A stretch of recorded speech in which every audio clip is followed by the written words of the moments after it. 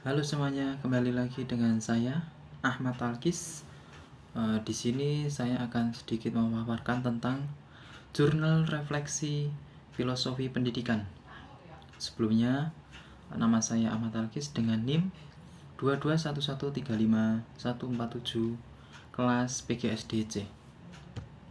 Nah, di sini saya akan memaparkan tentang review pengalaman belajar, kemudian refleksi pengalaman belajar yang saya pilih, dan yang ketiga analisis artefak pembelajaran, dan yang terakhir adalah pembelajaran bermakna. Nah, yang pertama review pengalaman belajar. Nah, pengalaman belajar yang saya dapatkan dari mata kuliah filosofi pendidikan, yaitu saya telah mengetahui dari perjalanan pendidikan Indonesia, dasar-dasar pendidikan yang dipelopori oleh Ki Hajar Dewantara, kemudian identitas manusia Indonesia, dan Pancasila sebagai fondasi pendidikan Indonesia. Serta yang terakhir adalah telaah praktek baik pendidikan yang memerdekakan peserta didik. Nah, di sini dalam mata kuliah ini saya mendapatkan berbagai pengalaman, yaitu saya lebih mendalami sejarah perjalanan pendidikan Indonesia dari pendidikan yang membelenggu sampai dengan pendidikan yang memerdekakan peserta didik, di mana dapat dijadikan bekal dalam tantangan pendidikan di abad 21. Pendidikan di Indonesia sudah ada pada zaman kolonial, tepatnya pada tahun 1854. Namun hanya untuk orang tertentu.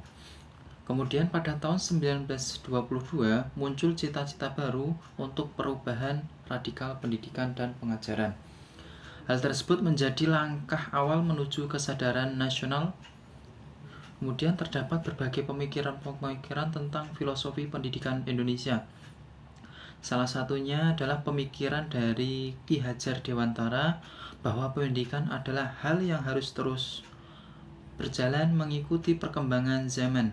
Nah, konsep pendidikan Ki Hajar Dewantara adalah pendidikan yang memerdekakan, di mana merdeka berarti setiap orang bisa memilih apa saja, namun tetap kita sebagai seorang guru mengarahkan kepada pendidikan yang baik. Untuk refleksi pengalaman belajar yang dipilih, yaitu saya memilih pada topik 2. Kenapa? Nah, pada topik ini saya merasa sangat penting untuk dipelajari, karena dengan mempelajari tentang dasar-dasar pendidikan yang dikemukakan oleh Ki Hajar Dewantara, maka saya memperoleh gambaran bagaimana kita sebagai calon pendidik profesional dapat menerapkan pendidikan yang menuntun atau memfasilitasi, membantu anak untuk menebalkan garis-garis samar-samar agar dapat memperbaiki lakunya untuk menjadi manusia seutuhnya dengan cara sesuai dengan tuntunan alam dan zaman sendiri. Kemudian adanya keselarasan, keseimbangan hidup antara cipta, rasa, karsa, dan karya, serta dengan memberikan contoh tentang baik dan buruk tanpa harus mengambil hak murid agar bisa tumbuh dan berkembang dengan suasana batin yang merdeka sesuai dengan dasarnya.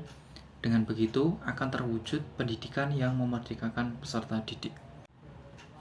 Nah, untuk analisis artefak pembelajaran, yang pertama saya pada demonstrasi kontekstual, di mana dalam demonstrasi kontekstual di sini saya berkelompok membuat bahan presentasi berupa PPT tentang nilai-nilai luhur yang terkandung dalam budaya daerah, khususnya di daerah istimewa Yogyakarta, yaitu upacara-upacara adat yang terdapat di daerah tersebut.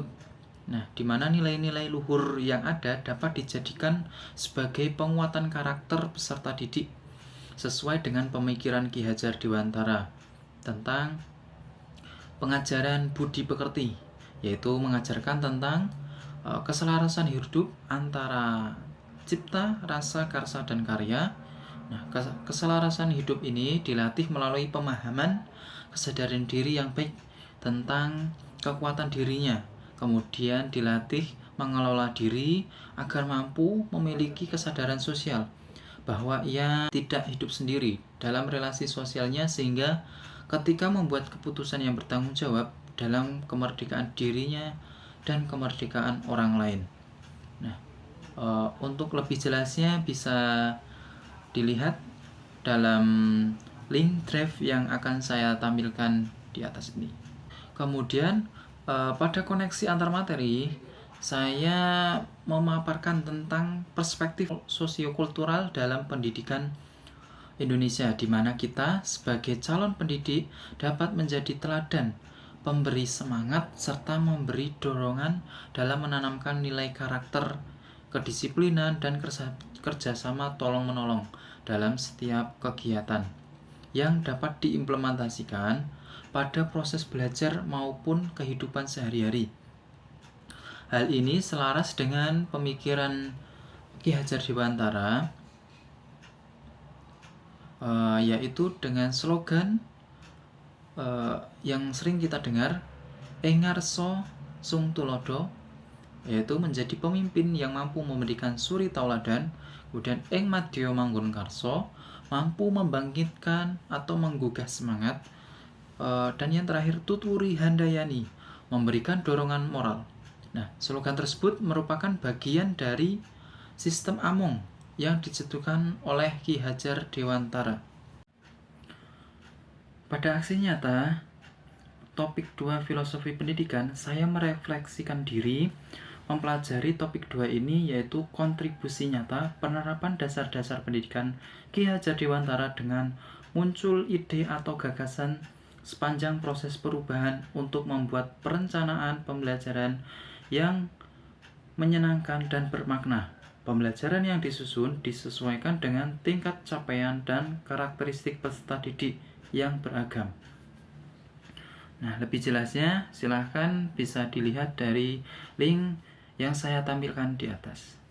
Kemudian, pembelajaran yang bermakna. Nah, makna yang didapat melalui pengalaman belajar pada mata kuliah ini adalah saya telah melalui perjalanan pendidikan yang panjang dan mendapatkan beberapa hal baru, di mana pentingnya kita sebagai calon pendidik untuk mengimplementasikan dasar-dasar pendidikan dengan memahami setiap individu peserta didik memiliki kebutuhan serta karakteristik yang beragam, sehingga perlu sekali untuk mewujudkan pembelajaran yang memerdekakan peserta didik dengan perencanaan pembelajaran yang berpusat pada peserta didik, dengan memberikan contoh tentang baik dan buruk tanpa harus mengambil hak murid agar bisa tumbuh dan berkembang dengan suasana batin yang merdeka, sesuai dengan dasarnya. Dengan begitu akan terwujud pembelajaran yang bermakna dan memerdekakan peserta didik. Terima kasih. Sekian pemaparan yang bisa saya sampaikan. Kurang lebihnya saya mohon maaf. Saya akhiri. Sampai jumpa lagi.